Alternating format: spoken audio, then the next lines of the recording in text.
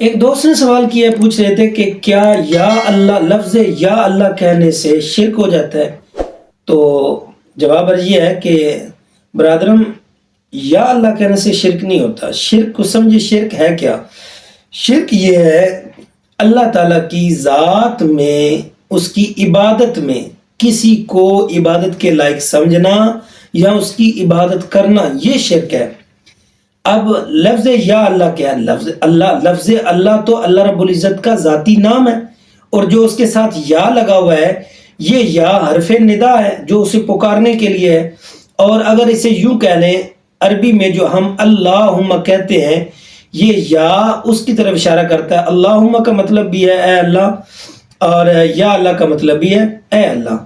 लिहाजा या अल्लाह कहने से शिरक नहीं होता, या अल्लाह कहना जायज़ है, उसे इस तरीके से पुकारना जायज़ है।